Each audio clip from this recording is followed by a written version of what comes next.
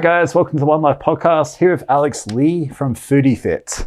Thanks for having me. Thank you for being here. I'm excited to talk to you because I love what you're doing and I only know a little bit about what you do. Right. So what is Foodie Fit exactly? So Foodie Fit is just healthy meals to go. You just heat it and eat it. So you're doing like meal preps? Correct. Okay. We really focused on taste because we believe that, the health journey is macros driven. So to me, it's just science. So what we found, or what I found personally in my journey, is a lot of times people just don't want to eat it. Just because it doesn't taste good? It doesn't taste good. So it's very bland would be the word, right? And a lot of yo-yo dieting and stuff like that. So we really wanted to make it a lifestyle because this really worked for me. That's all I really love to do. I search for things on social media on like healthy versions of unhealthy food and just kind of made a reality with the business. Gotcha. So yeah, I think dieting, like plain chicken, plain broccoli, 6 meals a day, and nobody wants to do that. Yeah. And even the bodybuilders who do it don't like doing it. They just do it because they got a purpose. Right. So the average person is not going to do that. Exactly. So would you say your meals are delicious, like taste good? Yeah. So are you a chef? How do you figure that out? Why do you start on a business like that? Well, I'm not the only founder. I have 2 business partners. Okay. So it's my best friend, Andrew, and it was actually his birthday a couple days ago on Wednesday. Okay. And then Bo, who is the chef. Okay, so you got a chef within the partnership. Yeah, and I do all the sales and marketing side. So that's really where my background comes from. Gotcha. And it's just us 3. And he had a meal prep company before this. That's how we actually met Byron. And it was just the best tasting thing around. And when I moved here, I was looking on Yelp and it was like Steve's meal prep, John's meal prep. I'm like, oh God, there's nothing here. And the way they structured the meal prep service was you call them, they'll tell you actually what you don't eat, and then you just get everything under the sun except for the stuff that you didn't mention. Okay. So for me, that the fact that I didn't have a choice was weird, right? You're getting food and you're like, I wonder what it's like a mystery, you know what I mean? So I was like, well, that's what it seems like, right? You're not actually sure what you're getting. Right. So for me, it was like, well, why don't we get back into the habitual norm of how people normally eat? They choose what they eat, what they feel like, and have that variety. So that's kind of really where Foodie Fit began. So how does the business structure work? Like if I'm a new customer, how does it work? So we have an online service. It's a 1-day turnaround. You order by 6 p.m. and it'll be delivered as soon as the next day between 4 and 9. Yeah. That's amazing. We do everything in-house. So delivery, dispatch, fulfillment, manufacturing, creating, and everything. So it's been a long journey in that sense. And then we also have 2 grab-and-go storefronts, one in Green Valley, one in Summerlin, and we have a 3rd location hopefully in May. Where are you thinking about going for that? Northwest. I was going to say Centennial, right? Yeah, Centennial. That's the first thing came to my mind too. Yeah, it's just, the fact you're in Green Valley and Summerlin, you already got the 2 great spots. It's far enough. It's far enough. And I used to live in Centennial, and I know. Oh, did you? Yeah. It's so far. It's the new Green Valley. It's just exploding out there. Yeah. And the average consumer, their income's much higher because it's military.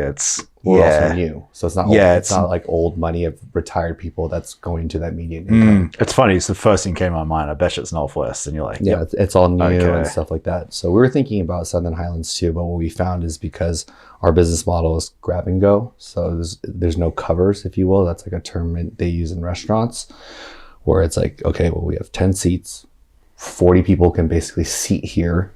How many cycles can you run? So ideally, you want to turn the cover as fast as you can. But here we don't. It's like a grocery store. It's just you're coming in and out, in and out, in and out, and it kind of. So it's not a restaurant. It's ability to walk in and buy. Yeah, and then there's a microwave there and a table. So I find most people actually just eat in their car. That's amazing, right? Mm-hmm. That's super cool because back in the day when I was personal training, there was a place across the road. It was like this hole in the wall. But this guy would make sweet potato and chicken breast and all these delicious, healthy meals. Mm-hmm. And all the personal trainers from the gym would go eat there. Mm-hmm. But that was kind of it. Yeah. And I always wish there was another way of getting healthy food on the run because there just isn't any way of doing it. Yeah, and I find that people our age it's all the same. Back in the day, it was just more, well, you want to get big, increase your protein intake, and just eat as much as you can, or if you watch someone do it, you just kind of mimic it and hopefully you get his body. And I feel like there's just a lot more information out there, fast forward, 10, 15 years, where a lot of people are now asking why. Like, why am I doing this? I find it today with personal trainers, they'll get a meal plan and they'll be like, well, I have to eat like 12 blueberries. I'm like, well, do you have to? So then, I was like, do you ask your trainer? And a lot of times it's like, yeah, you can swap it out. So that's just a healthy carb source that we found is effective for you. It's so true, because I was at 6 meals a day, ate 12 meals a day. Now I fast. I eat once a day. Right. It's made zero difference. Yeah. I still weigh 220 pounds. I still train 5 days a week. I still function the same. My life has just got a hell of a lot easier by fasting. So it's weird. You get told one thing and then you start to question. You realize, hey, does it have to be this way? Yeah. I had the question I had for you, like, how do you base your meals? Like, how many calories? How do you do your macros? How do you know what to actually structure that as? And are they all the same or are they different? So we have 3 categories. We have breakfast, we have active meals, and then we have low carb meals. Okay. And it's really based off a classic like bodybuilder 12-week cut plan. So how many calories are you getting in? So our lean size is 2 to 4. Our one size is 3 to 5. Like 2 to 400 calories? Okay, and 3 to 5. Okay. And then our bulk size 4 to 6. Gotcha. So if you're putting in 2-3 meals like that, you can get some serious calories in. Yeah, and it's actually like it's what we find a lot of people are satisfied with the meals. Or you could split it in half and get 2 meals out of it. You can, but I think for us, a lot of what we find is no more, no less, if that makes sense. So we try to do like family sizes. Didn't really work. Okay. A lot of people just want that satisfaction of like completing this meal. Like to them, it's still a step process towards their goal. But for us, we want them to enjoy it along the way. So okay, yeah. That's interesting. And that was like the biggest thing for me was I always wanted burritos and pizza and all that stuff. So the fact that I can able to do that is fine. And then you're doing low carbs as well, like more keto based. So it's just lower carbs. So it's keto friendly. Okay. It's not really high in fat, because for us is like if you're going to be like running in ketosis, you should be like peeing on the stick and making sure you're in that right range of ketosis. Yeah, you're not just on Instagram and you just see people eating bacon and eggs and stuff like that, because if you jump out of ketosis, then you just ingested a ton of fat. So for us is like that's just not really our thing. I mean, I think keto is great for a lot of people. It creates a lot of great, it increases like cognitive thinking, and it's really great for like sedentary people who are sitting at a desk and really have like no idea what they're doing. I came from like a service industry background, so most people are kind of fit. They kind of understand what where they need to be in their fitness journey. Okay. So, yeah. What type of meals are you like? How many different types of meals do you have? Like, so right now we have like 30 between 30 and 35. Do you really? Yeah, and it rotates every 2 weeks. So 3 items in and 3 items out. Oh wow. Yeah. That's a lot of meal. It's a lot of food. How do you keep around that? Is that just like starting with 3 to 4 and just it's kind of based on bandwidth and the ability to make it actually, right? Because we do everything from making the sauce from scratch to... You kind of have to though, don't you? You do. Yeah. You do. I mean, it is... Because otherwise something's getting blown out just by the salt alone or... Yes, exactly. Yeah, you need to be able to measure everything that's gone into that. Right. And that's what we find ends up being a lot better, because when our concept first came out, it was a lot of people were kind of against it because it wasn't like as pure, if you will. And what we find now is like people care, the trainers are coming back to us or, health facilities, because the consistency is more important than anything. Like you can give them something, but if they're not going to do it, like what's the point? You're wasting my time, your money, and I knew that since we all knew that from the beginning. Okay. So that's kind of what we went through, what everyone else goes through. It's like, I just can't stand eating this. Well, if you're going to skip that meal, you're probably going to be pretty hungry a little bit later on. So okay. Yeah. What type of meals do you have? Like with 30 meals or so, like are you offering, like what are you offering? Or what aren't you offering being the question? Everything. I mean, honestly, everything under the sun. We just came out with a beef and broccoli. We have healthy low carb enchiladas. We have a carne asada bowl. So a lot of it, the way I try to explain it is try to be like 6 takeout restaurants in one. Gotcha. Because so you cater a lot of different people, a lot of different tastes. Right. Especially in Vegas being such a like multicultural type place. So many people eat different type, like Hispanic community, it's so different to like the white community. So like you're kind of trying to cover all that. Yeah, I think for us it's trying to reduce fatigue. right? Because a lot of times there's not, most of the great competitors is out there who have great physiques. It's their consistency with their diet, consistency with how they're working out and stuff like that. So we feel like if you're gonna eat the food consistently, it's got to taste good, and it's got to have that variety. Like, I even so tell you don't people, burn out or I always tell people, I'm like, try eating in and out, twice a day, every single day. Like, you're gonna get burned out. It doesn't matter how much you like that food, you're gonna hate that food eventually. And we have a higher price point, so naturally your addressable market shrinks. Okay, that's interesting. Yeah, you're not gonna be able to cater to everybody. Did you have any business experience before this? I worked for another meal prep company, and then I managed a lot of like restaurant bars. That was like my specialty. So you had like kind of like the online training and advertising as well. I've worked in advertising for a couple of years. Okay. So do you recommend that? I know a lot of business books talk about if you want to start selling t-shirts, go work for a t-shirt company. Do you find that really helped you as far as running your own business, having that experience being paid to work for a different company? Yes. Absolutely. You would recommend that? That's just for me though. So an example myself, like I'm more of a hands-on learner. Everything I do, like I have a golf coach, I have a personal trainer, like everything I do, I was like, I'd rather learn from the best than to try to go on YouTube, like try to do all these things. I'm 100% the same as you. Yeah. But my business partner and my director of marketing, they almost prefer like to learn on their own time. Okay. And to learn like step by step by taking like online classes and stuff like that. And kind of failing forwards themselves. Right. And doing it themselves. So I've seen both ends of the spectrum. I just lean on what makes me comfortable. Like, because if I've signed up for Coursera courses and I would do it for a day. And it's kind of like self-awareness. Yeah. Knowing how like I do audiobooks. I don't really physically read. Mm-hmm. So that's my self-awareness on this is what works for me and this is best for me. Mm-hmm. So I like the fact that like what you're saying, there's no right or wrong. It's like what works for me. Yeah, there really is no right and wrong. Everything in how people do business. And, I just met with the COO of Athletic Greens, who's also Australian. He lives out here. Yeah. Really? And he moved here a couple of years ago and his business strategy is completely different from ours. I mean, granted, they do an immense amount of revenue. They only have one SKU. Yeah, okay. And they're still crushing it, and they're really focusing on being the best at what they do and owning that category. Okay. So, and for us is like, we are owning our category, but we can't make the best of one meal and have them eat it like consistently. And it always starts with myself. Like I used to meal prep at home, have like, 4 days of oatmeal. I'll wake up in the morning, I was like, I don't want oatmeal. So you're putting yourself in their shoes. Yeah. Like, so you're kind of making your life, yourself are making your life more complicated, right? Yeah. You should just eat the goddamn oatmeal, right? But you don't. But like kind of going back to if you're bar and you're on stage, you suck it up and do it because you got a big goal. But if it's just lifestyle and trying to maintain health, right? That's not living, is it? It's not living at all. Yeah. So I like what you're trying to cater. Well, you're not even trying. You are covering everybody, and you are covering like the masses. Yes. And that's where the money's at. The more money and people are trying to lose weight than bodybuilders. Firsthand, yeah. Firsthand. Did you first cater to the bodybuilding? Did. And that's such a niche, isn't that? It's niche. They're picky. They don't have any money.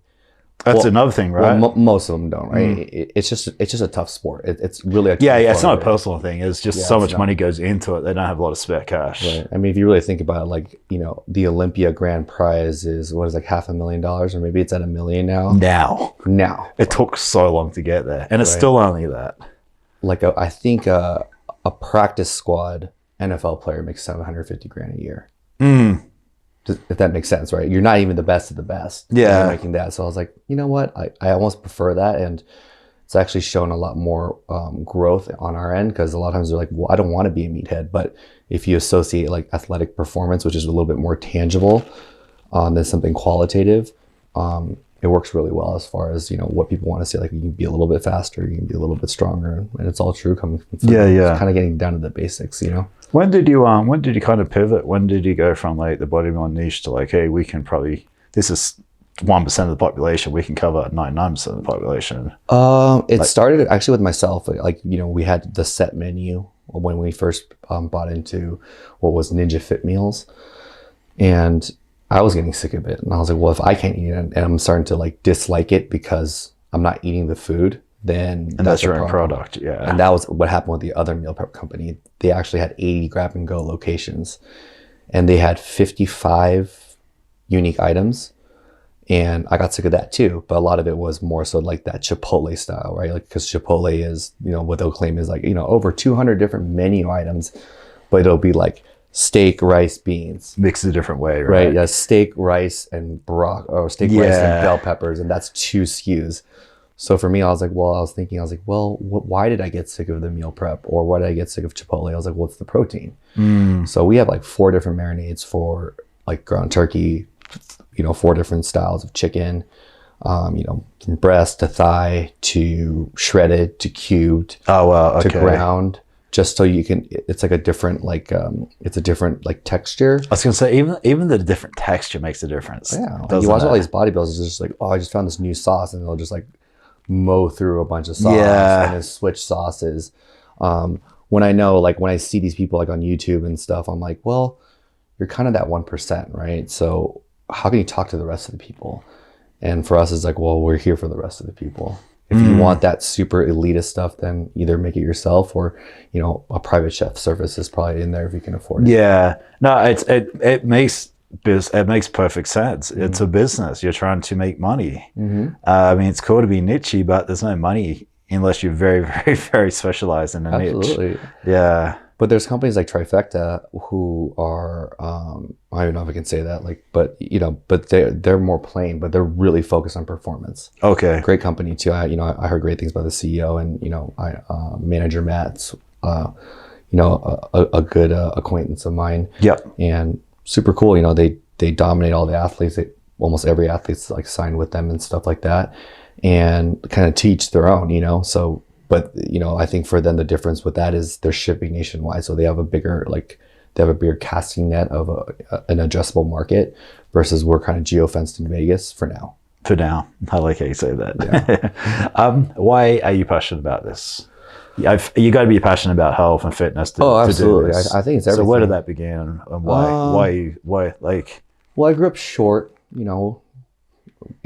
was like 16, 17, still 5'0". Oh, were you really? Yeah, so I was kind of, I don't want to say I was like necessarily like the picked on kid, but I was definitely not like the one getting all the girls and stuff like that. How tall are you now? 5'8". Oh wow, so you took a while, but you it took a while. It took a minute. Yeah, I had a best friend like that actually. He was tiny. They just had a crazy growth spurt. 18, he just finally grew. Yeah, so it was like senior year. And before I went to college, I was like, I really want to lose weight. And my friend was like, okay, I still remember this. He was like 4 pieces of like healthy choice turkey, mustard, wheat bread, egg whites, 5 egg whites. Sounds awful. That's all you can eat for the day. And I did it for like 3 weeks. I lost like 15 pounds. Yeah. But in the end, now knowing what I knew now, it's just crash dieting. You're just really depleting your calories, right? And you're just eating like lean meats and stuff like that. But like immediately I have all these like friends and just get more attention. And I was like, oh, well, okay, well, it's kind of like breaking down some barriers and stuff. I started working out, and then my asthma slowly started to go away. Like, I'll still have like fits of like bronchitis if I'm getting sick, like I did last week, but for the most part, it's pretty much gone. I almost never use my inhaler anymore. And I love that you say that. I want to touch on that in a minute. Yeah. And I really think it's really down to the basics, because so after I did that diet, when I went to college, I started eating whatever I want, kind of whatever was cheap and had high protein. And I would just kind of was bulky. I was bulky. I didn't really have any like definition to me. I just didn't really feel good personally. And for me, it was like, okay, well, I want to feel better. And I want to eat good. A lot of things, like I'm just a foodie, and naturally, like I love to go try new restaurants. I'll eat anything under the sun. I'm not picky at all. So for me, it was like depriving that was a big part of my life. I was like, I need to not deprive us. How would I do it? But back in the day, there was no mixing. I like how you're looking for a solution there. Yeah, you're trying to look for a solution. Opposed to like, no, I can't eat that. I like to live in my environment, if that makes sense. Some people separate it, but I like to make it almost like a cohesion, But you're creating like a maintainable lifestyle, right? And from personal experience, I never had that maintainable. I was either dieting or I was completely off the rails, right? And absolutely. I was never like I am now, where like you said, cohesive. Yeah, you're able to do both. Yeah. Yes, that's what they said. Like CEO of Google is like, it's not work-life balance, it's work-life synergy. So synergy being a great word. Yeah, so I really took that to heart, and I was like, well, how can I make this work? Work doesn't seem like work, you know? And I was like, well, I want to be around food. I want to be around something around health, because I was a bartender for 10 years. So I never really felt good when I went home. It's like, oh, well, you got a bad review because you like overserved this client. And I just felt like someone's bitch, you know, like everyone's screaming at me. About either, yeah, right? And I was like, I kind of asked myself, I was like, in 10 years, are you going to still love bartending? And if you don't, what are you going to do? And I was like, did you love it then?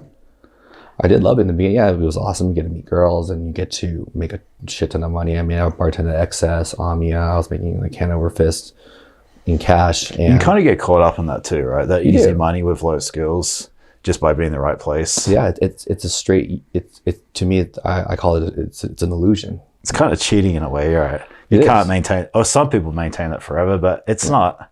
It's got to be, you got to have more depth to your life. Oh, absolutely. And you're probably lacking a lot of that doing that. Yeah, it's that instant gratification, just coming home with, you know, at Omni, I've walked home with $1,000, like working 7 hours, you know, so I'm just like, oh shoot. Just serving drinks, right? I'm like over $100 an hour, right? And there's doctors out there not making it. It's crazy. Yeah. But when you're a dude, you're not even a pretty girl with big boobs. Like, and one thing I did notice though, but if you're in the service industry, it's like a reverse work environment, right? Because you work as a model now, and then it gets worse, versus if you have a career, it's supposed to get better. Yeah, that's a good, I like that. You're getting older, you're gaining weight. Once a club shuts down, you start auditioning. Maybe you're not going to get the next hot club. You go to a secondary club or like a steakhouse. Then you go down here and now you're 50. Now you're working a graveyard shift. And your skills haven't got any better. You're still doing the exact same thing. And you're making less money. So yeah. I'm like, I really like how you put that. Yeah. So I was like, I don't know if that's right, because when you're young, you're not really the most responsible with your money. No, you're not gonna start especially when you're making easy money. So you can technically do it. Like it's just the graph is reversed. And I was like, I don't want to do that, you know? So I was like, well, I need to do something where I'm like kind of investing in myself.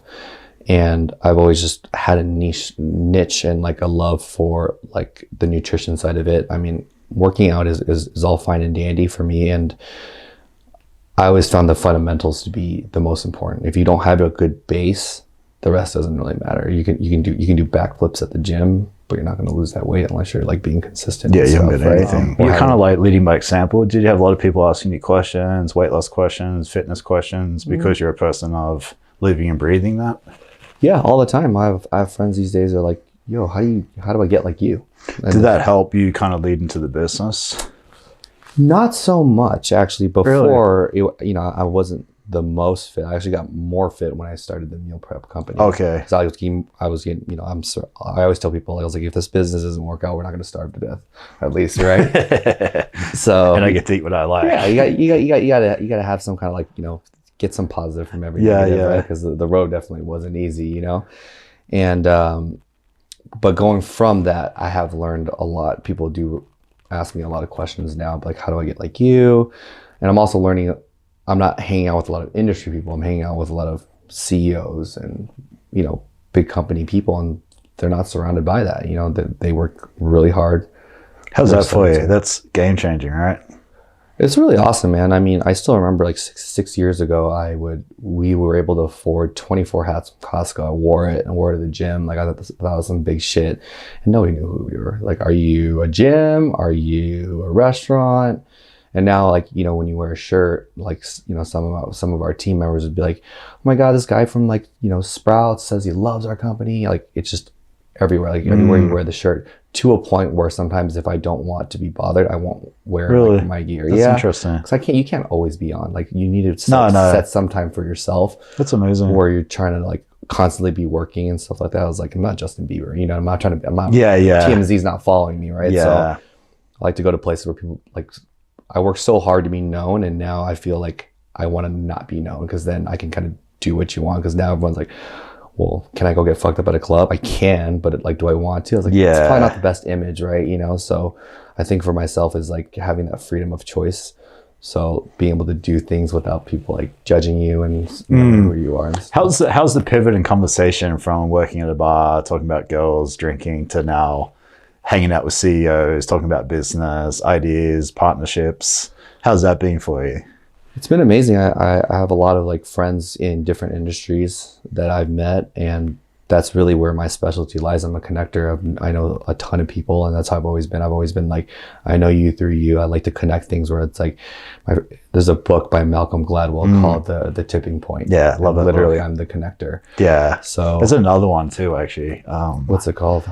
The Ocean. It's got a blue cover. It's an ocean. I can't remember. I'll find it for you. It's in my audiobooks. But it's literally about connecting people. Yeah. And you sound like it's exactly the book for you. Yeah. When they had that quote, I was like, man, this guy's talking like I'm speaking. Yeah. Don't you love that? Like, I love it. I've watched so many podcasts. I've read so many books. I'm like, oh, that sounds, or like someone will be like, hey, that sounds like you, Brandon. Absolutely. To me, that's like the biggest compliment. Yeah. One of my favorite books of all time was Green Lights. And Matthew McConaughey's? Yeah. I read that this year. Amazing. Yeah. And he says, one of my favorite books. You know, a lot of people are out there trying to look for answers when all you're trying to be is understood. And that really resonated with me. You know, when such a kick-ass book. When he was like talking to the priest, like talking, all he said was "me too," and he was all upset about it and stuff. And I was like, that really resonated with me. And I'm like, we just need to be understood. That's why bodybuilders hang out with bodybuilders. The like-minded interest. You understand that I can't go out. I have to eat. I have to. You know. Yeah. Like Tony Robbins says, we like people like ourselves, so people we want to be. Mm-hmm. And I really like that. It's kind of stuck with me too. Yeah. But yeah, Green Light, he's just so brutally honest. And he's like, I like to tell you I sucked dick and I did this and this, but I just fell into it. Yeah. And I was a good looking guy and he's just very real and raw. Well, I think he's really good at reflection, right? He's such a good storyteller too. Yeah. And he takes everything that he's learning and he's trying to turn it into green light. And that's, I think, everyone's mindset, right? Everyone's, woe is me, woe is that. And for me, it's like, well, what are you going to do about it? The fact you're on books, I love books, so I want to pick your brain on this. Mm-hmm. What got you into reading? When did you start reading? I've never been actually a consistent reader. If I find a good book, I'll like get stuck on it. If it's like a book that I should be reading and I'm trying to like get through it, I'll just do it on my rides, my drives. I do not do it during workouts. I don't know how people do it when they're working out. So I feel like I do. I love it. Really? I feel like I can't retain anything. I feel like I'm absorbing it like crazy. Wow. Okay. Yeah, in the car and when I'm at the gym, that's my book time. Yeah, the car for sure is definitely a great audio book time for me. But my business partner is really, really good at it. He crushes I think I want to say like 10 to 20 books a year, and he reads them. I do about 60. I would love reading. Oh, really? Yeah. Well, and I don't mean like page by page by page. So. I mean, mine's audio, and I don't mean it in an arrogant way. I love it. Yeah. I've literally listened to 2 books today for, I would say, 4 hours today. Like, I love it. Yeah. So I think that really comes from like, you're probably like a conversational listener. You learn from pieces of conversation with people. And stuff that's the whole reason this started. Yeah. Was I like to read, but now I get to talk to the people I want to talk to and ask them the questions that I want to ask them and learn from them. Yeah, and why not? It's perfect. Yeah, and you can filter out like what advice you want to take, what's good and what's bad. And I that's the beauty of life. Everyone's looking for like that 1-page paper on how to live life. And I used to be like that too, and I'm not like that anymore because I'd like to experience what more this world has to offer. You don't want to think like, okay, this is the biggest your company will get. This is the most money you'll ever make. It's not really a good feeling, as opposed to like, I have the potential to make more. I have the potential to help more people. I have the potential to get into other businesses or quit everything and just move away. Just thinking bigger, right? Just having that choice is really, really freeing. And I feel like a lot of people don't have that anymore. They just feel like they're so that they don't have freedom, even though you're in the land of the free. Yeah, I don't think, unless you start, reading was what changed my idea. Like, it was like, go to school, get good grades, go to get a job, work 40 hours a week for 40 years, the rich dad, poor dad type thing. And so once I started reading it gave me permission to realize there was another way. But I think a lot of people lack that permission, like that thing that they don't really know there is another way. And it's never been easier now with social media and content, things like that. But I still think if you're stuck, I don't know, it's hard to break out of it. Yeah. You know what I mean? It's really being mindful and slowing down. Right? There's a really great book called Solve for Happy. And he's like an engineer for Google. And he really talks about that. He says there's no mathematical, like he broke it down mathematically, like happiness and money have no correlation. So, and a lot of what you find is he made an example. He said that he hates kids who cry. And like, you know, if you're at a coffee shop and whatnot, it used to bother him. And he's like, but I love heavy metal music. Same sound and same decibel frequency. Why? So when he kind of like discovered that, he's like, well, then it's just noise. And it's that choice of that. So now when babies are crying, he doesn't really care.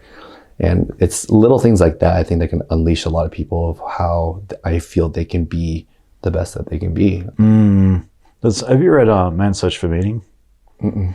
It's a psychiatrist in a concentration camp in World War II. Wow. It talks about the perspective on how someone can take everything from you, but they can't take what's up here, and the way that you think of the things. Yeah. And it's like, that was a little example what you're talking about, but it's like, it's your perception. Stoicism, right? It's classic stoicism. Yeah. I know, like Ryan Holiday talks a lot about that, where you can't like take your mind, you know, you can take whatever else you want, but that's something we all realize where sometimes we chase things because we haven't really understood what we wanted. So nor do we take time to actually stop and think about what we want. Yeah. We just kind of get stuck in the motions. Yeah. Try asking people sometimes, like, what do you want for your life? Don't know what their son wants. They don't know what their husband wants or their wife wants. They don't know what their best friend wants, but they don't even know what they want. That's interesting. Yeah. So do you know what you want? I do. I think for me is that I want to explore more. I like to help people. What do you mean explore? Like travel or? Yeah, travel, explore new experiences. I'm really big on that. I am a creature of habit, but I'm more of I need to like experience new things. I kind of like a dabbler, if you will. And I want to, for now, I have a life coach. So like my life coach and I kind of discovered like this is who we are now. You know, who we are in 10 years is going to be completely different. So what I want now is really just to kind of experience the world, help more people through health in some way or fashion, you know, for us to serve and to free myself and of like, I want to continue to search for things that can like help me. Okay. Right. Help me, whether it can be like religion, it could be sports. So like one of my goals is to do a team sport, learn a team sport and be a part of like a kickball team. Okay. Not just like golf or, because I got into golf through COVID. I got into mountain biking. I'm like, that's a lot of like personal stuff. That's where I struggle. Yeah. Yeah, a lot of my stuff's personal stuff. Exactly. And I grew up an only child, right? So I was like, well, in order for me to like see things in different perspectives, you need to compromise. And that's what a team really does. And that's what my company really is now. It's a big team. Yeah, 100%. It's not just so much like, well, let me take care of it. Let me, it's us, it's we, it's everyone else like putting in their little bits of work to make what Foodie Fit is today. It's not just my company, it's their company too. That's interesting. Talk to me about having a life coach. How did you get started with a life coach? What's it kind of done for you? Oh my God, life coach has changed everything for me. I mean, I try to tell people in a way, and a lot of times it doesn't almost prove its value. I was like, he helped me become happy with myself. Okay. And that's a different way. A lot of times people are hiding, right? You're hiding with this, you're hiding with that, and realize how much acting we're doing because of what they want. So being able to separate that is really nice. Like we understand what the consumers want, and what I like could be completely different, and it's okay. You don't have to be like them to fit in. Okay. So you're truly trying to discover things with no like armor or shield, right? You're not doing this like, well, is this going to make me cool? Is this going to make me this? And gotcha. Why do you try? Do you actually enjoy it? And I try to find triggers in that, right? Because it's not like happy, right? Because one thing we learn is like the new word meaningful. That's kind of what we're bringing into our company culture is like find what's meaningful to you. And what I find is happy is like if someone just rolls up and just gives me like, $50,000. Oh, yeah, it'll make me happy for sure. I'll have like a big shit grand and stuff like that. But it's more so like that feeling of, because I don't have kids, but it's like when we passed out backpacks to the kids for our charity, that feeling of the kids giving me a hug, like, thank you. I love this backpack. I'm going to wear it every day. It's like a different feeling. It's more, I don't know. And I think for everyone, it could be manifested differently, but I want to like learn to separate that, because a lot of people think happy is also meaningful. Like meaningful is watching your kid grow up, you know, watching them speak their first word. But if you think about it, the last 5 years, you're just taking care of them, you know, all the bad stuff, like 90% of it's bad. And then when they speak their first word, it makes it all better. It's like that with business too. That's interesting. You're just eating shit the whole time, and then, you know, you get to that thing, it doesn't get any easier. It's just a new set of problems. So for me, it's like being happy in my environment. That's really interesting. Do you get a lot of accountability with life coach too? Like Absolutely. someone just calling you out and making sure you keep your promises? In a nice way. Like I'm not really I'm not really good with the drill sergeant type of style. So he's really good at like expressing himself without being really pushy. Okay. And you told me you're gonna do this. Like, why haven't you done it? Yeah, why haven't you done that? Because in the end, all it comes down to is like, it's really up to you. Because before it's, well, let me help you. And I think that's what really kind of drained my energy. And I just felt, I was like, something's not right. You know, we're hitting all our goals for our business. And I don't feel like I'm still something I'm missing. There, you know? And I was like, I don't think it's that I should like leave this business. I love what I do. And so I was thinking more, and now it's been awesome. Like, you know, I was seeing a therapist for a couple of years, and I think 4 months ago, he was like, man, like, you call me when you need me. The way I put it to myself is like, you graduated, being happy with yourself and understanding that you have choice, and understanding that your thoughts are there to serve you. And I think that's where the life coach really helps. It's not so much like, is he going to make your life better? But I was like, yeah, he will, but your surroundings aren't going to change. He's not going to just like snap his fingers and be like in a palace with like a Lamborghini, but he'll definitely hold you accountable for these life goals. And it's not what you think it is, if you will. Like, he kind of helps you break it down. You realize, oh, this is what I really want. I actually just did that with my creative director. I was like, I want you to spend Saturday without your phone, so you can kind of like figure out what you want to do. Whatever you think of, just go do it. Okay. And what he realized is like, I made spam ramen. He went on a bike ride. I just talked to him today, that's why. And he went to the gym, and he watched some TV. And I was like, wow, such simple things. When you have all the opportunity in the world to do something, he chose that. So, and I was like, so you want time, right? You got to get down to the root of things. You know, what I find, or, you know, my business partners have found, is we see a lot of the same issues arise. They're manifesting differently, right? And we realize that you have to really dig deeper into like the roots of what it is to truly solve it. Because then now it becomes really black and white. Either you did it or you don't. Right? It's not so much like, well, and then like if you buy into it, then you're really enabling them. Yeah, 100%. So for me, and you know, the life coach, CEO coach, whatever, they really help us like be very goal oriented in your life. Because what else are you working for?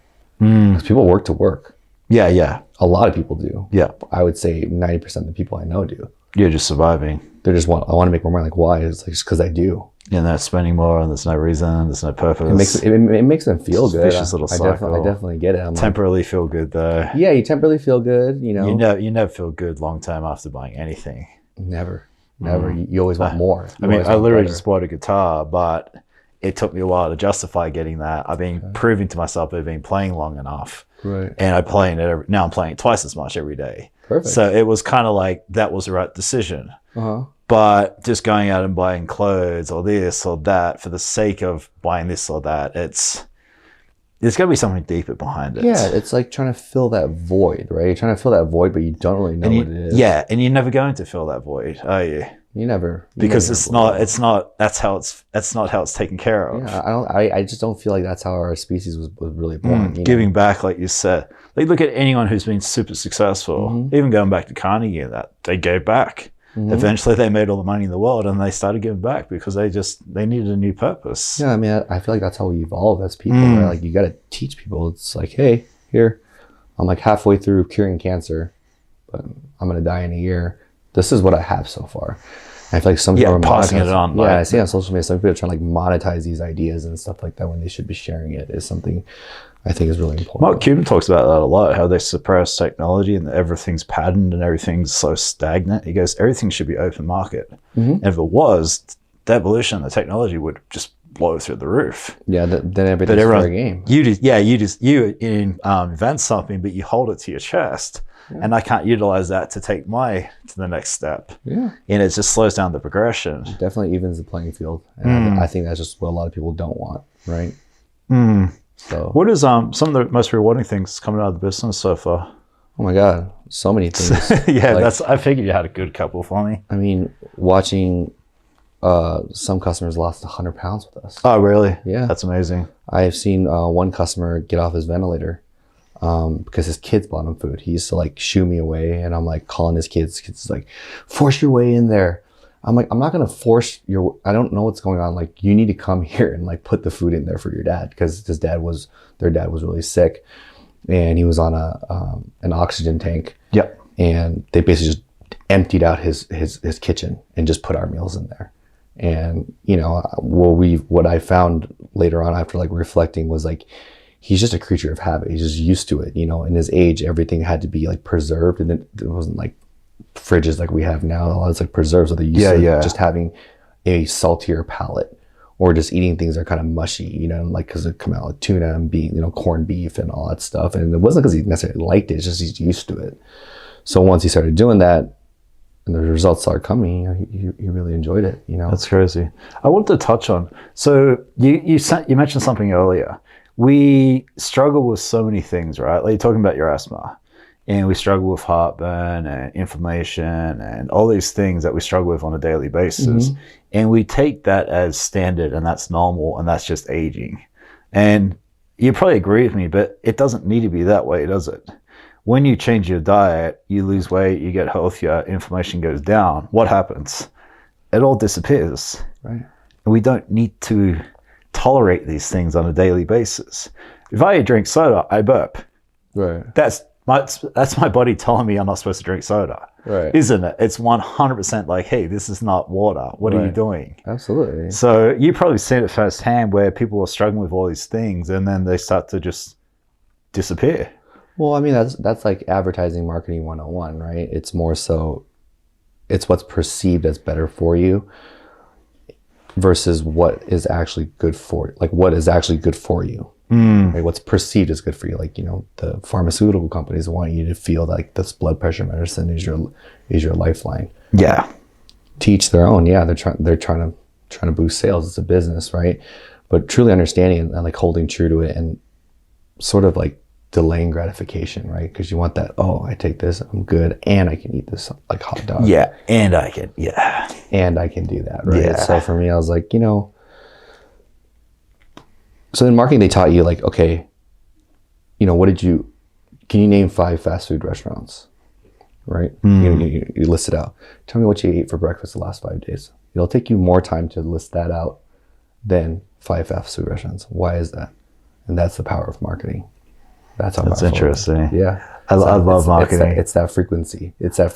And a lot of it is just more like, everyone thinks it's so difficult. I'm like, just get your ads out there. Just get your ads out there. Put it in their face. Now they have phones. They're like, you have a walking TV that's like 2 feet away from you. Like, why are you not spending on ads? And everyone's on their phone 3 to 6 hours per day, just flicking through social media. I preach this stuff all the time. Mm-hmm. Have you read Salt, Sugar, Fat? No. You need to read it. Yeah. That's amazing. Yeah. It's such a good book. It basically talks about what like Kraft and all the big food companies have done over the years, how they've adjusted sugars, how they've changed the sugar, how they change fat molecules, how they make them more addictive, how they tweak foods for the bliss factor, which is when you bite into a chip or a product, it gives you that bliss feeling. And it's something that came to my mind. It's 200,000 people in the US get the band surgery to make the stomach smaller. Yeah, band, yeah. And they're not able to eat properly. Yeah. So now the companies are actually making products. So these companies have forced people to become overweight to go get that surgery. Right. And now the companies are making these products that you can drink after you've had this surgery. It's disgusting. It is. This book is like, it's so good, but it's also like, it's so scary. Yeah, you can see it as disgusting, or you can see them as like geniuses, right? Like, from both points. If you're a business or you have shares in that stock, for sure. Yeah, right. But if you're a consumer who doesn't have any self-control, you're doomed. Yeah, like, instead of changing this, why don't you just change the policy? Yeah. So now everything just comes to you. It's my, like, the more, it's like one of those things, like the more you learn, the less you know. Like the more you realize you don't know, but oh my God, this book is, yeah. I feel like it's that and just really good effective communication. We actually just did a survey, and the number one thing that the company really wanted was like more effective communication, like understanding, what each department does and just having more of an open forum for that, where it's more like, well, he's here, but I don't really know what he does. Kind of deal. And I was like, wow, of all the things, so I will kind of a pat on the back, right? Where, it's not poor work environment or pay or whatever. So I think we're in a step in the right direction, but there's always room for improvement. So definitely been kind of brushing up on that. So marketing. Yeah. You seem like you know a lot. Teach me about some marketing. Marketing? I love it. Sales and marketing is everything on a business, and you seem like you really got a good understanding. It does, but I think for everybody, I always tell them, I was like, you have to have a good product first. I mean, that definitely is a good thing. Right. Good starting point. If your product's shit, then you're gonna basically turn and burn. So plus you also got to have a the standard for yourself. Like you want to be selling crap. Like I'm not that type of person. I want to be selling crap to people to make money. Right. I mean, you're obviously passionate about what you make and the quality is good, so that makes it a lot easier too. And we try to be the best meal prep company we can. We want to be the best tasting. We are the only local meal prep company with a full nutrition label. So really? Yeah, showing transparency. Where do you go to get that done? You just go on Recipal and then you have to submit it to the health department. Okay. Yeah, I always wondered who actually governs that and how it's done. Yeah. Okay. Yeah. So then it gets approved, and then now you have your label. Gotcha. But a lot of other people are not doing that. They're just putting kind of the general macros, which I understand. I get it, but sometimes I'll like taste some of like these meal prep companies. I'm like, dude, this is not what it is. Gotcha. Or at least tell me where it's coming from, right? So whenever other people are going to other meal prep companies, I'm like, it's not goodbye, it's see you later. No one has storefronts like us. No one delivers a one-day turnaround in-house. Everyone's going to be Wednesday, Thursday delivery, and then they have like a 5-day buffer. Yeah. Which is super understandable, right? Because then you totally get it, but it's not good for the consumer and stuff like that. So my business partner and my best friend, he once says like, look at us as like, even because our business is very complicated and it's unique, but it's just creating a bigger moat. Like, if I were to tell you all of the pieces that we had to do in our business, you'd like, fuck that. I'm trying to go something else. Yeah. I'm gonna go sell protein powder or something like that, right? Because then you can have a third party logistics. You can run ads. Really easy to create a Shopify account. Find really great data points. Create win backs. All that stuff. Yeah. For us, it's actually not as easy because our website's so custom in order to reduce our waste, because we're making it, right? So, and it's all perishable. So we have to be really, really in tune with our inventory forecasting. No, it's very interesting. I couldn't imagine like how you start. What's like some of the mistakes you've made over there? How long have you been in business? Been in business since 2016. 2016. So 6 years. Two questions come to mind. What is it like having business partners? And then what mistakes have you guys made over the years that you've been your biggest lessons? Well, what a lot of people say is that you and our CEO coach was like, you guys are an anomaly. As far as you getting along? Yeah. Okay. It's a proven fact. It's kind of like a divorce rate. It's like a marriage, right? Yeah, because it was a relationship first, then business. Yeah. Should be the other way around. Okay. That makes a lot of sense. You are a good businessman, then you become friends. Yeah. That's a little bit easier. And it's also like, it's not as locked. A friendship you're my best friend. Yo, we hang out once a year. Yeah. It's like you have to be stuck every day. I live with the man, him and I share a home together, and oh, you do? we do. Oh, yeah. Gotcha. It is what so you guys are basically married. Yeah, we're pretty much minus the sex, you know what I mean? Yeah. So, but I think it's great for me because I like to lean on other people. I like to do things with people, and it's really good feedback, accountability for each other to be like, hey, I'm not the only one here, because it does get frustrating, right? It's like everyone's coming to you to try to be like this Google search engine. Yeah. And you're like, I know as much as you, but they want to kind of pass it off and be like, well, what do you think? And I'm like, oh man, this could be like a $500,000 mistake. Yeah. Okay. You pick the wrong location. That's $400,000 down the drain. You know what I mean? So there is a lot of pressure, but to be able to have that and to have that support and be able to have that soundboard and support is really, really important to me, even though you only make a third of the money, right? Because if you're at this, well, yeah, that's a good point too, right? Yeah, you make it a third of the money, but for me, it's like I don't need a lot. I don't need a lot. I mean, for some, they just want to be like a billionaire. I'm like, why? Yeah, I feel like a lot of people get caught up on that. If you have a business, you don't necessarily have to be making millions of dollars. If you're just making your regular income and you're happy, so be it. Or you're making twice what you used to make, like, so be it. Yeah. But just the ability to not have a boss, not be told what to do, is priceless in itself. I definitely like that serendipitous aspect of living, where you can kind of get up and kind of control your schedule. But you control your own schedule being huge. But you do need to make sure. So that's like the pluses and minuses, right? Once a business gets really large, you're not really in control of your schedule. The company controls you. Yeah. Right. You're not going to be like, well, hey, your store's on fire. Like, I'm not going to be like, oh, nope, I'm on a podcast. Like, I'm going to get up and go figure it out. You know what I mean? So, but you do have the ability to hire people and delegate and outsource. Right. But still, and that's also that's also a venture in itself too, as I'm sure you're being through. Absolutely. Yeah. We do have store managers and all that stuff, but a lot of that will come down to like the decision making of what we have, because in the end it's ours. It's not really theirs, especially if it's outside of their kind of like their daily routine.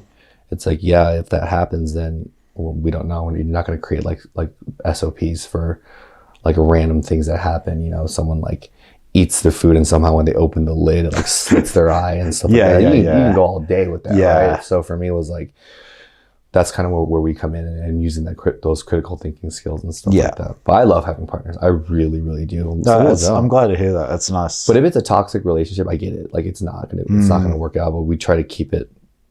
We try to keep it good. We have my business partner and I've been at our necks. Yeah, absolutely. And that was actually part of the reason why I got a life coach. I was just like, I was starting to become like really like not aggressive, but more so like kind of started tuning him out a couple of years back. I was like, dude, something's not right. And that's when the life coach and therapist came in. And now I feel like our friendship is like better than ever. Did somebody recommend that to you, or it's just something you took upon yourself? It was actually one of our vendors. I actually went to school with him, and he started a cauliflower pizza crust company. Okay. And he was, I mean, who gives a shit? I mean, he was a little bit like aggressive towards me sometimes, and more so like kind of had like a hot fuse. And a short fuse, and then all of a sudden, like I think like a year later, like he called me. I used to almost dread like, oh man, this guy's gonna like, just very difficult. Those difficult friends where you're just like, I can deal with you in doses. Calls me and it's like new guy, like so nice. Really? I was like, dude, what the fuck happened to you, man? Like I was like, well, since when did you stop being a prick? And he's like, oh man, like I was like, I started seeing a life coach, and it was already a done deal. But by then, I was like, wow, if he can change you, yeah, because he's like he was like really irritable because back in the day, you got to wake up at 3 a.m. and reach out to all contacts. It was like a kind of like a big dick contest of like who can wake up early and who can put in more hours. Yeah, and that ultimately led to me almost burning out. So now for me is like really protecting my time, because I know like I was like, well, I can either do this and then have a timeline, like basically, in 5 years, I will sell the company and do this. Then yeah, great. I'm going to run as fast as I can. But we don't have anything in the foreseeable future of us leaving the company. So why the fuck are we sprinting? Yeah. Like, I'm sure you're a Gary Vee fan, right? Sort of, yeah. I mean, he's always talking about the long-term game and patience, and it's not a sprint, it's a marathon. Patience is humongous. It's every part of life. You start learning when every part of life, right? The fitness side is huge patience. You even see people like one of my team members wanted to practice patience, and I was watching him. He was heating up the food, and he doesn't even wait for it to finish. It'd be like 8 seconds left, and he presses it. I was like, what happened to patience, right? It's how we do. I don't think I've ever done that. Yeah, like how we do anything is how we do everything.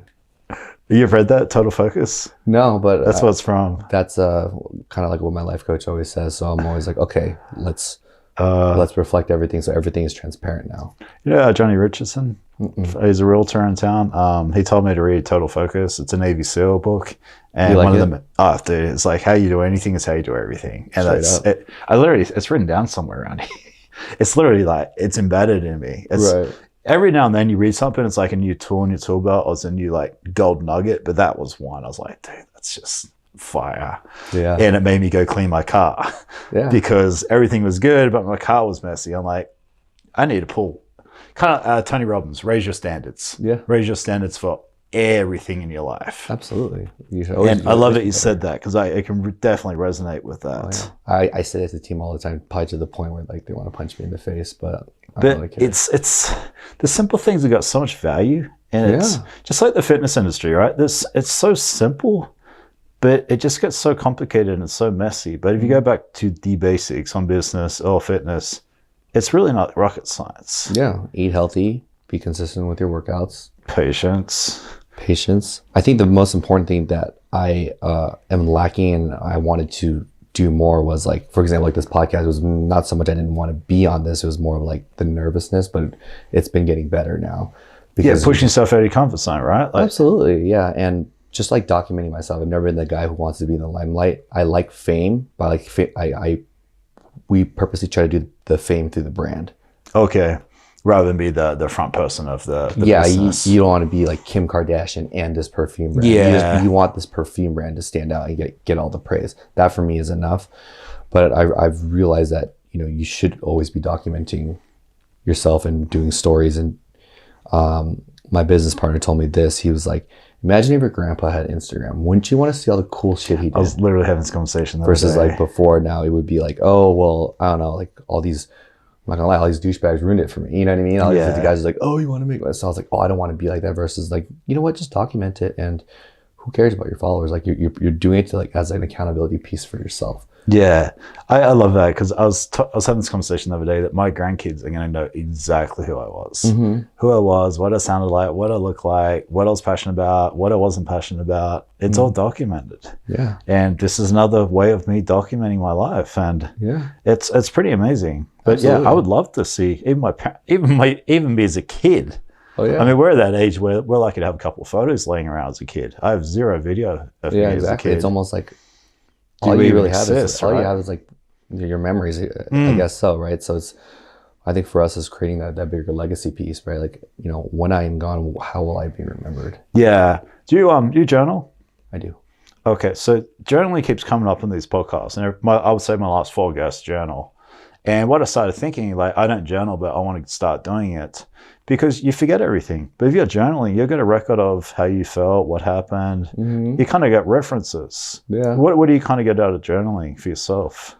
I think for myself it's really just clarification for me. I like to always say it's for me it works, not because we don't want to speak the truth for everybody else, right?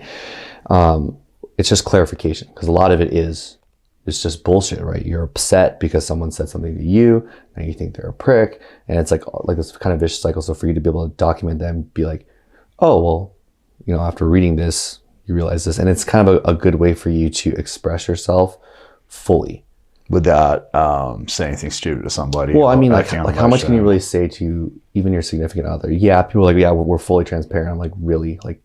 Really, what do you think? You're probably thinking about Pornhub right now. Like, you're going to tell your wife that? Maybe not, right? There's some sort of respect level. Or you're holding back because it's not worth it. Yeah. You're not going to be like, hey, yesterday, I did blah, blah, blah. I went to the green door and, had a 5-some. There's some sort of censorship. Yeah. But if you're actually speaking to yourself and you're journaling, like, just be open as hell. And that's why I always tell people, just write as long as you want, as little as you want. But one thing that for me, because I'm bad with consistency, is whatever I think I want to do, I'll cut it in half. What do you mean by that? So if I want to journal for, let's say, an hour, I'll do it for like 20 minutes. Okay. And same with working out, right? So imagine if I was your trainer and I was like, come work out with me, beat the shit out of you. The next day, you're kind of like scared, like, man, like I need to be really ready to go work out with Alex, right? Versus there's a lot of studies about like working out to 80%, where it's like, yeah, we did a great calorie burn, but it wasn't enough where you're almost dreading it. Yeah. No, I totally agree. I was doing sleds today Pushing the sleds, I was only working 70-80%, because if I did 100%, I wouldn't be able to walk tomorrow. And you probably wouldn't want to do sleds again. I wouldn't want to do sleds again. There's a chance I could have injured myself. Right. And that 20% benefit doesn't outweigh the 80%. And I know myself, I always do 10% more. So I divide it by half, so usually basically 60%, which almost feels like, the way I think of it is like, imagine if you're starving, I give you half a burger, it's the best tasting burger ever. You want more. I'm not gonna give you 5 burgers where you're like, dude, I'm so stuffed. Like, I don't want to see another burger again. Same thing with journaling. You know it's good for you. So you have to like loosen all the barriers of entry. Maybe just start out with 5 minutes a day. I'd rather you do 5 minutes consistently than to do it 3 hours one day and then next year do 3 hours again. Because, I mean, think about that with your body. Like, does that actually work? Can you actually work out 12 hours to make up for 2 weeks of working out? That doesn't work. And then you burn out and never do it again. Right. So creating little chunks of it, forcing myself because you want to. It's like, so some part of like, I guess accountability is not only getting people to do it, but what I find is getting people to stop doing it. Like, hey, dude, you have other things you got to do. Or myself, you got to start looking for new locations. You got to stop looking at, the marketing spend and stuff like that, because doing stuff you don't want to do too. Exactly. Yeah, they're like Brian Tracy. He's got a book, Eat the Frog, and basically, wake up and that's where the app Todoist came from. Oh, okay, do what you don't want to do first and get it done. Exactly. And if you don't get anything else done for the day, at least you've got what actually needed to be done first. Yeah, like what you actually hate, and that's what we end up realizing, because if you actually like document and journal like what you did, I always tell people, like especially a lot of big business owners, I'm like, 80% of what you do is, I guarantee, is worrying. And especially once you get big. Because all you worry is like, oh, my business this or this, or is this deal going to go through? I was like, bro, you already had the negotiation. All you can do is wait for the response or no response, and that's a no. And I think that's one of the biggest lessons I've learned with like my therapist and life coaches. Like, the biggest, I think, key to my like what I call, I guess, like a little bit of anxiety, if you will, or like being hard on myself, is not knowing. Okay. You rather know. Right? If you're like a girl you get a crush on and you kind of don't know if they like you or not, drive you insane. That's all you can think about, right? But what if you like just build up the courage for that one, that 30 minutes of uncomfortableness and say, do you like me or not? Yeah. I don't. Is it going to sting? Fuck yeah, it's going to hurt, but I think that it's going to be one of those things where it's like, well, she doesn't like me. What do I do now? Not, well, maybe she likes me. Maybe I'll buy her something from Lululemon and blah, blah, blah. Goes on for the next month. Yeah. Wait, why is she on a date with this person? I saw her on social media, and like, now you can move on, or it's like that with work too. That's interesting. And we try to do that. We always try to be like better and do the best thing. I'm like, just be consistent with it. I like that. I think consistent really, really works, because at least you're making progress. That's literally like the definition, like progress, right? Versus like, yeah, I worked on this and I haven't worked on it in a couple of years. Like, that's not really not progress. You probably forgot everything you've started. Who's your food taster? Like, how do you know? Myself. There's about 8 people, so it's myself. How does that work? My 2 business partners are in our. What's your chef's name? Chef Bo. Chef Bo. The Chef Bo puts together something. And puts it together, and then it basically passes a taste test for the 80 guys. For the 8 of us. You got guys and girls, or a bit of a mix? Bit of a mix, just through us. And I like to say that I have like $1 million tongue, which is basically like a good palate. So I don't want to say my vote is more weighted, because it's not, but I do have a lot more to say during it. Okay, if that makes sense. And just being there, that's actually the beauty of having a storefront. It's like you having a website, you're just shipping supplements out. Like, oh, so you give them samples out to people and stuff? No, I'm like using it as an example. Like you're just shipping like your products out, right? You don't get to see their face. Like, you don't get to see this. And unless they give you a review, which is either really fucking good or really fucking bad. It's not good, Okay. But like kind of getting that feedback, looking at people around us, asking the customers, like, what'd you think of the new stuff? We send out surveys. We send out surveys. Okay. Every couple of weeks, like, what'd you think? Why did you not like it? Would you buy it again? Are you mad that this item is leaving? And that's how it really all started. And for us was, I think before it was no focus group. It was literally just us 3. Like, we like it. Okay, if us 3 agree, we just push it out. Gotcha. And but I mean, you got to start somewhere, right? has shit hit the fan, of course. You know, we had a black bean soup. I remember we were selling like 5 of them a month or something. There's just like something ridiculous for like, why did we even go through this effort? Like teaching people how to make it. You know what I mean? We thought it was such a great idea, so unique. And I was like, I want black bean soup for breakfast. You know what I mean? So is that fun tasting the new product? It is, but sometimes I think there's always going to be like some kind of obstacle with everything. You love it, so like the parts that are obstacles for me. I like to not say like things I hate. I just think like obstacles is like when there's like a quality issue with like a protein. So like if we want to change the protein, you're going to go through like 50, 60 iterations of it. Oh wow! To the point where like numbs you out. So then we start splitting it up into like the next week come back. Because then after a while, everything just starts tasting the same. Or it could also be fatigue of you chewing. I saw something on a cooking show the other day. It was Iron Chef or something, and they were tasting something, and then they gave him something to drink to make the palate fresh again.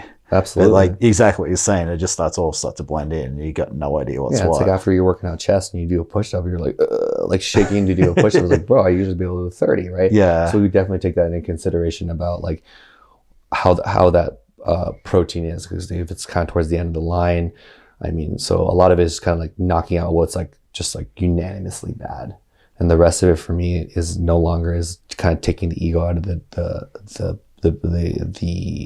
business and the judging side of it, and it's become like literally freeing for me. Okay. Before I'd be like, what, you didn't agree with me, like what's up with that? Yeah. And now it's more of like, well, let's see what the people have to say, because we're here to serve the people ultimately. If they don't like it, then they're really this is when it becomes black and white. Not, well, I told you that this one would be doing better. It's no longer that you no longer fall in love with the process, you're falling in love with the result. Mistakes, I like to say lessons you've come across on the journey so far. With the business? With the business, I think the beginning was don't underestimate your talents. We've done probably 5 iterations of the kitchen because we didn't think we would fill it, but in our mind we're like, we would just want to beat that goal. Okay. Didn't turn out to be the best, because then that's a couple $100,000 mistake, because now you're not being able, just because you're busy and you're not able to fulfill is not a good thing. Okay. Because you're not keeping up with demand. So now we had to blow out our office and then extend the kitchen, and that wasn't even enough. So now we moved into a 6,000 square foot custom kitchen, and then we were like, this is our home for the next 10 years. It's been 3 years and it's at 85-90%. Oh damn. Okay. And this is like 20 hours a day of the kitchen open. Gotcha. How do you know that? Huh? How do you adjust for that? You can't. You can't. You just don't know what you don't know. You don't know, but I feel like, this is why we're trying to be so mindset oriented, is figuring out your goal and being realistic with your goal. Yeah. So before it was more of just like, hey, do you think you can do 100 push-ups? Yeah, I probably can, right? But now it's like, well, what can you do bench press, right? Trying to put some logic and putting some actionable steps behind it, and now realizing like, yes, we can, or no, we can't, right? Is business going to boom? Of course it does. Or does it collapse? Of course it does, right? But it's more so the epitome of growth. Everyone sees growth as like a hyper growth up. Growth, from a definition that I've heard from many people, is growing past a conflict. Growing past a conflict. Okay. Like going past, like being able to compromise through something uncomfortable. That makes a lot of sense. Yeah. Right. That's true growth. Not getting 10,000% growth. I mean, I think when we made Forbes magazine, we grew 2,500% over, or was like 1,500%. That was outer aisle, like 1,500% over 3 years.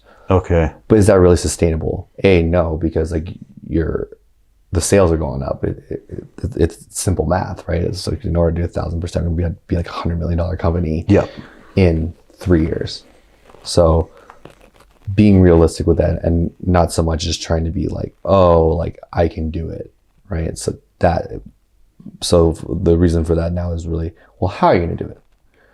Well, we're going to do this and this and this. Okay, well, this is kind of what we're spending now. This is the cost to acquire, or this is the cadence of the amount of food that we're producing right now with the amount of square footage. You're not going to be like, oh, we're going to make 500,000 meals a month. It's just not possible. That's going to be 5x of what we actually produce in a month. Okay. That makes sense, right? Yeah, yeah. So you're not going to, so I think we've just gotten a little wiser. And some other mistakes. I think some of the other obstacles that we've dealt with were, I think in the beginning, trying to be too much versus trying to really carve out what we are. I'm glad we did it though. What do you mean by that exactly? Well, kind of just like trying to cater to everyone. Like back in the day, we'd be like, yo, I got a customer. The goal is to get more customers. This person was vegan. This person did like onions. It was like impossibly hard to create a system. Okay. And then from there, kind of creating that. So I saw that one. I remember I had like 30 clients at that time. No, we had close to 80 just nutrition clients on my end. It would take me almost 2 days to do their plan because everyone was so custom because I didn't say no. Okay. So I guess saying no more for me because I'm this is why I'm in marketing and sales, right? Because I'm so used to yeses. Especially when it comes to food. Right. Everyone's so different. Yeah. Being like, knowing that, in order to be successful, it's not for everybody.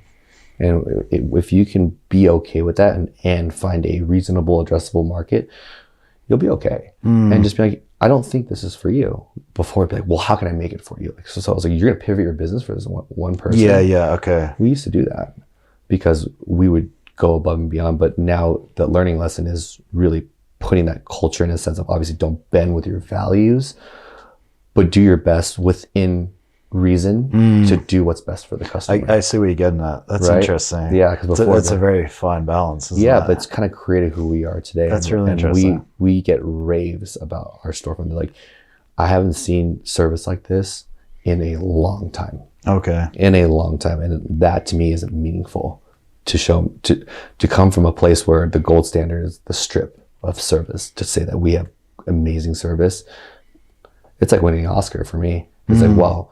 You guys have shown me that you've taken care of the client. So that's all I want to do. I want you to walk away with, walking away with a smile with this transaction. Because in the end, it's a transaction. You gave me money. I gave you some meals. But you want to walk away, well, like, if I didn't have to lose weight, I wouldn't be here. So most people aren't. They're like, dude, this is replaced grocery store. It's just too easy. And that's when, we kind of knew everything started to click. So I think a lot of the mistakes we made originally, I think it was just really high hopes. There's never been a high demand for something that like you guys do, right? There was never been a really high demand, no. Oh no, I mean there's never been a higher demand in the way America's going, the obesity, how unhealthy people are for what you're doing. It's literally a necessity, I would say now. For meal prep? Yeah, I mean I feel like everybody could benefit from what you do, and everybody should benefit from what you do. I think people are getting busier, people are getting lazier, people don't cook at home. That's like 60% of us are obese now. I think it's like the beauty and the devil in technology, right? So now you can have everything at your fingertips, and now you're always on, you're always working and stuff like that. So I think for us, what I always tell people is like, if you like to cook, let's keep it a hobby, right? Because you have to cook 3 times a day for your kids. Because sometimes what I've been seeing, and maybe just because it's my age and my sphere of influence, people starting to have kids. They're like, damn, I'm cooking twice right now. Once for the kid and once for me. And by that time, you're probably exhausted. And to be able to have that, this has been like a life changer. Because like we said, you don't know what you want, but you know what your kid wants, you know what your dog wants, and you know what your best friend wants, right?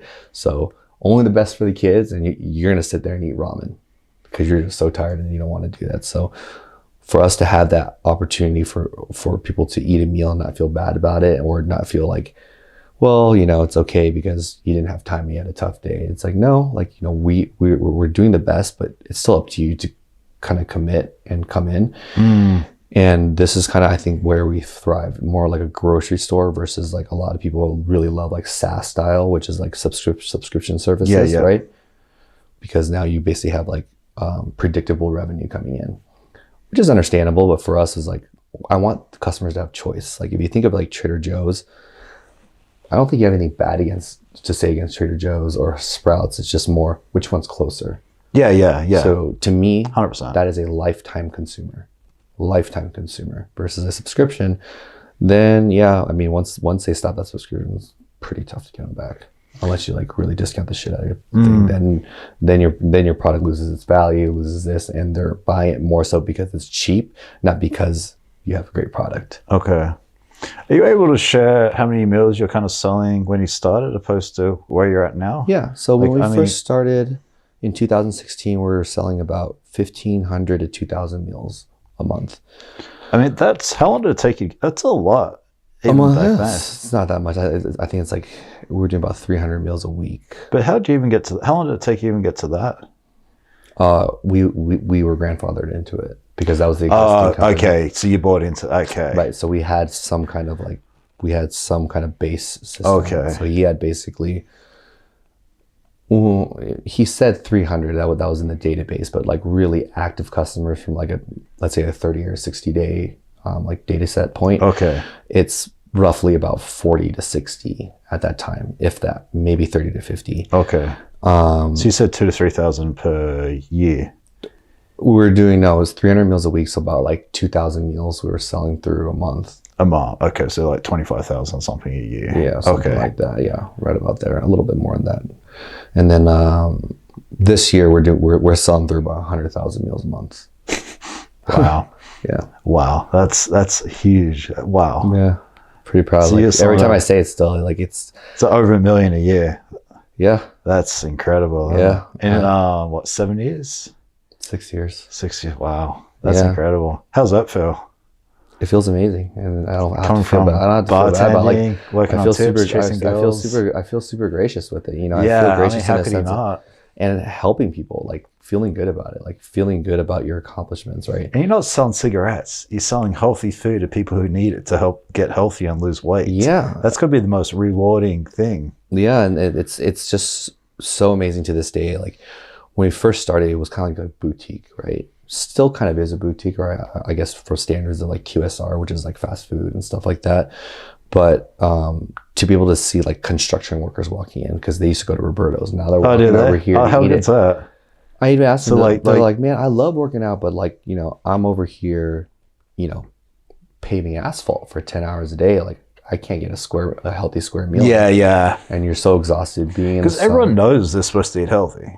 Everyone's an adult, and everyone knows what's good and bad for them. Mm-hmm. But like you said, there's so many different factors that stop people from doing it. Yeah, so I think nobody wants to be overweight.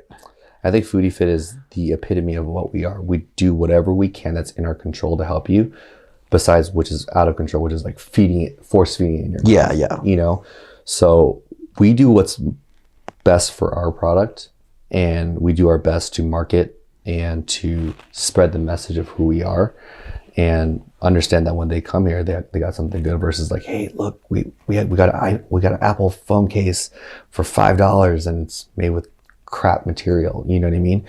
And that's why for us it's like we want to be the best, and I want to be proud to like be able to talk about a product, because I what people at work say is like, you can sell weed to a nun. And when I look back on it, it's kind of true. Like I've always been the best salesman in any department that I've been in.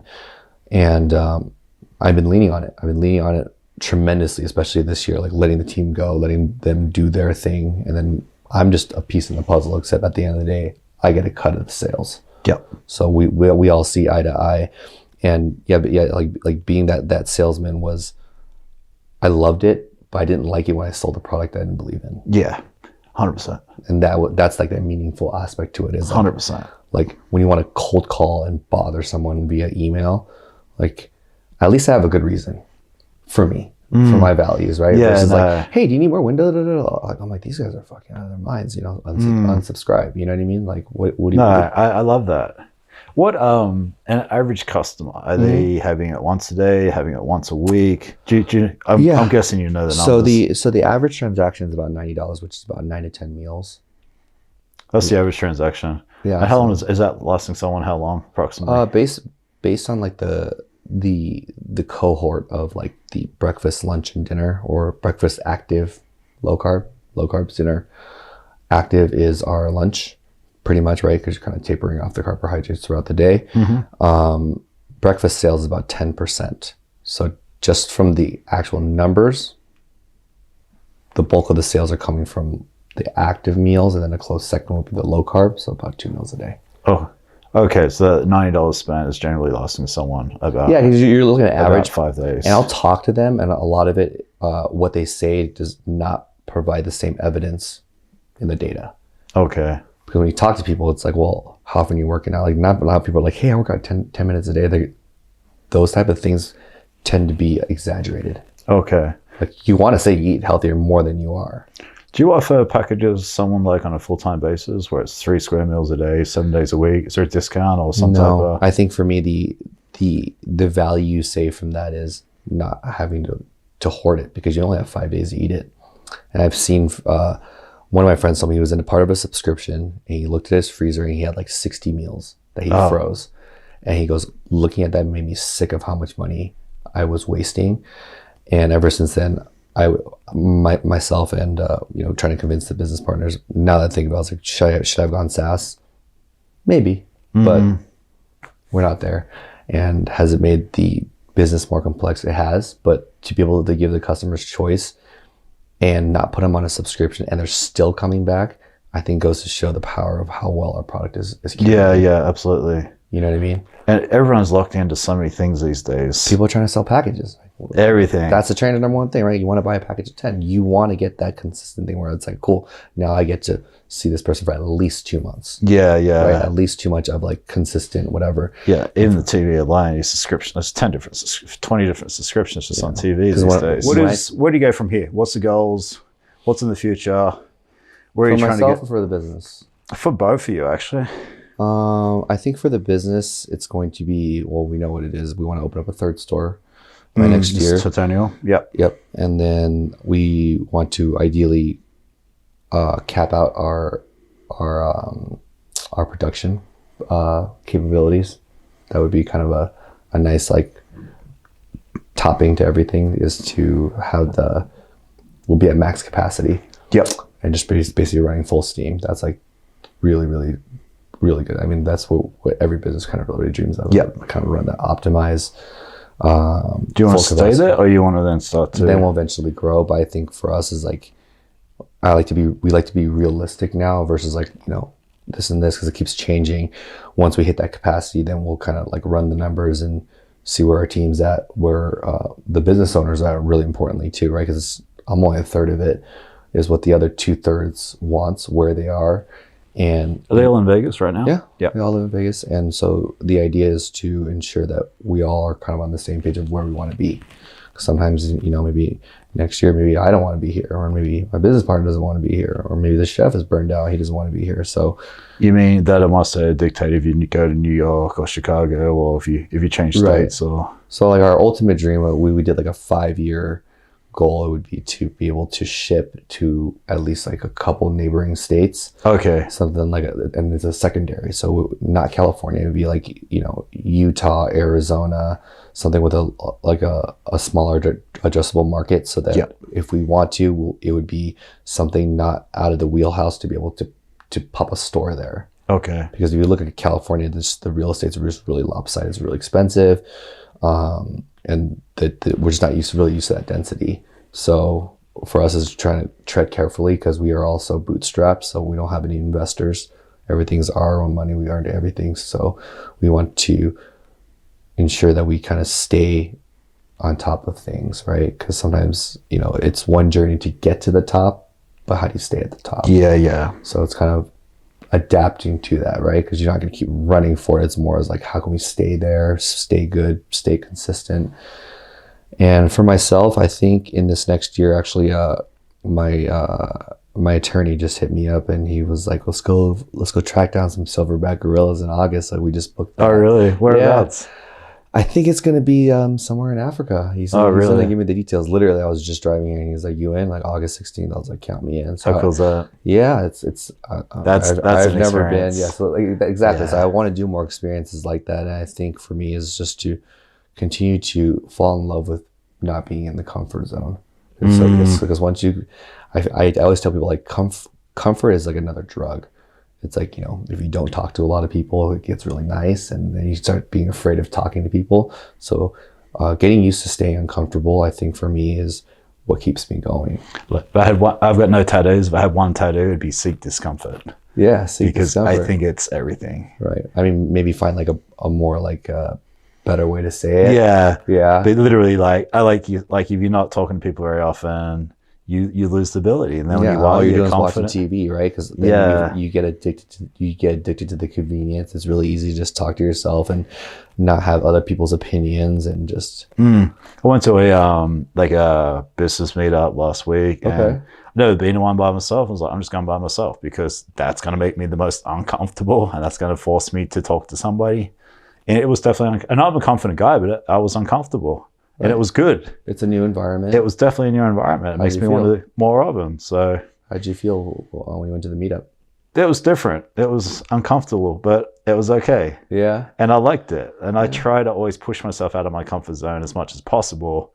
But it is easy to fall back in that safety realm and just go through the motions. And we get addicted as much as we want to feel like we're free.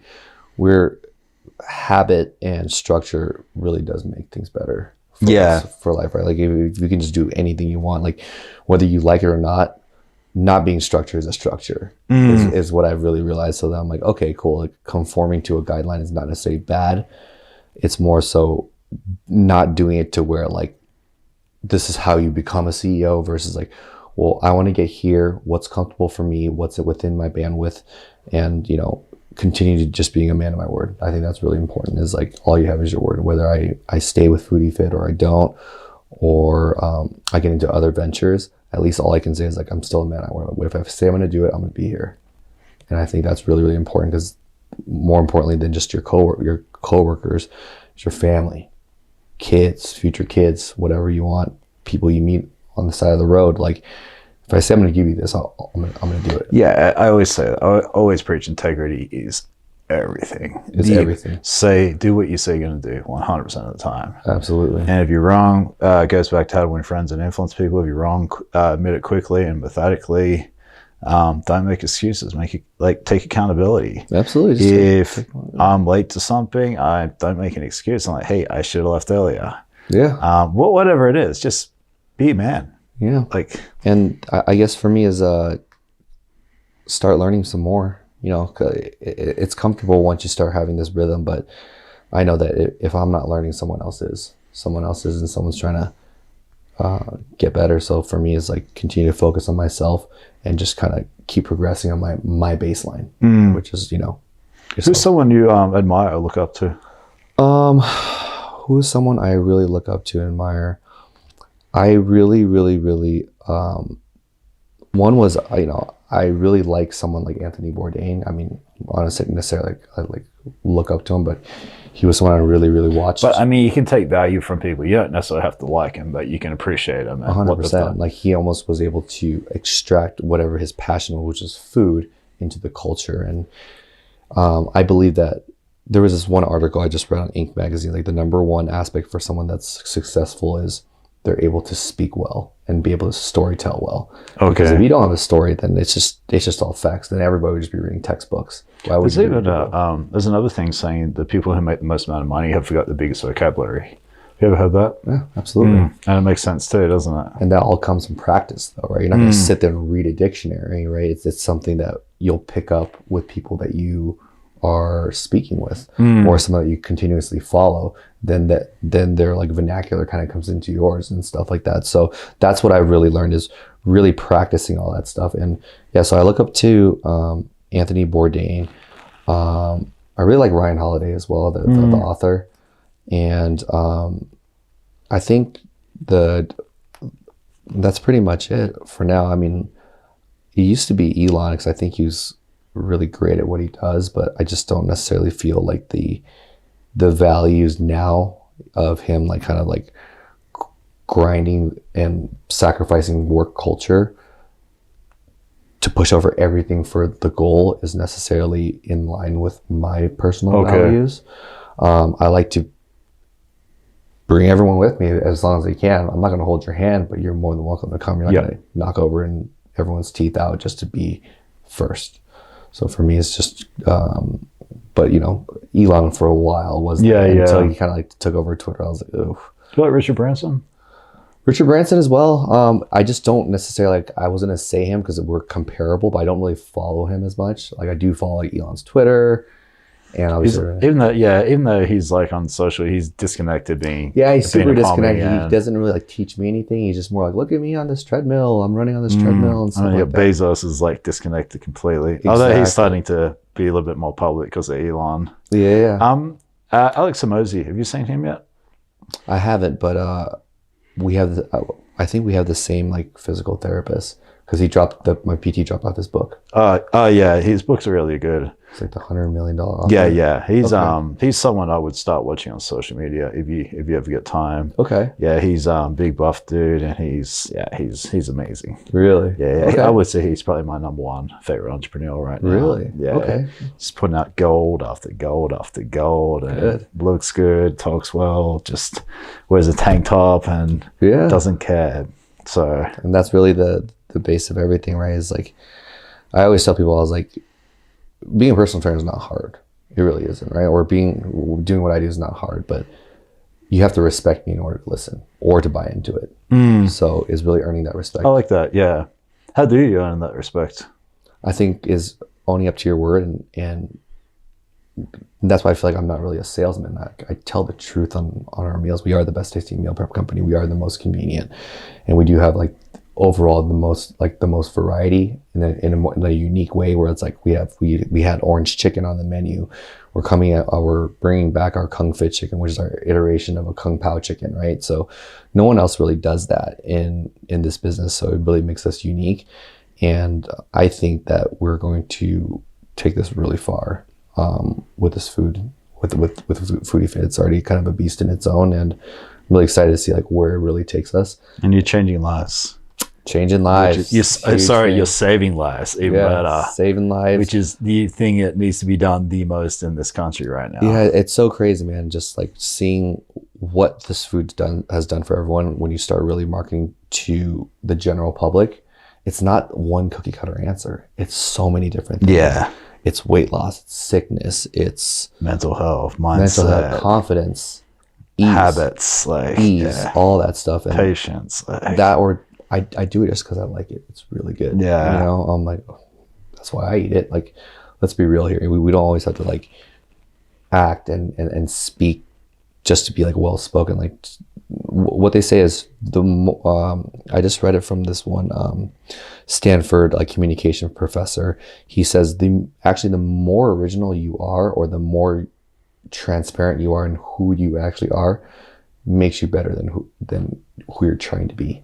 And it's been proven like the relatability. Yeah. So like if you go on a podcast or like a show, and then you're reading a script versus like actually kind of just talking about trying to curate the show with who you are. Yeah. It creates a lot more impact because it's matching actually who you are. Maybe you might not think that, but it is. People you can never hide who you are. Yeah, people resonate with it, and I feel like people can see through the fluff these days. If you're putting on the persona, I feel like people can pick it up pretty quickly. Oh, absolutely. And the more raw and organic the thing is, I feel like the better it is. Yeah, I mean, that's why people like TikTok, right? They don't want to see exactly why they don't want to see the beauty of like Photoshop. Like that's how Instagram got really popular, right? You're really beautifying things, right? Through imagery and through short form video. And now TikTok is all about the process, talking, acting. Like I feel like the crappier the video, the better. Like some of them, it's like, I don't know how this got 5 million views, but good for you. Yeah. Good for you. This probably took you like 5 seconds to make. My one video got 5 million views was shot on a phone. My only video I've ever shot on a phone for a business got 5 million views, and everything else is shot on a professional camera, and nobody cares. Mean, that's where it's going. And for us is like be nimble, and maybe some people still like going on Photoshop and using the professional cameras and stuff like that. But ultimately, if you're trying to do something and it's easier, don't fight it. Just do it. Yeah. For me is like, okay, if that's easier, then just be the best phone photographer that you can be. Yeah.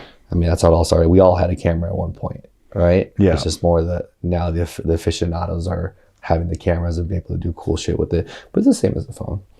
And, I've seen people do the same videos. Like literally I'll be with the food bloggers. I'm like, why does mine look like shit and yours looks so good? I mean, it's their specialty. Yeah. So just because I think don't think of it as a function of time. I think of it as your result. If you can get 5 minutes, who gives a shit? I love it. You know what I mean? Cool, dude. Thank you. Thank you for having me, man. For your It's time. been a pleasure. Yeah, that was an absolute pleasure. That was very nice to meet you.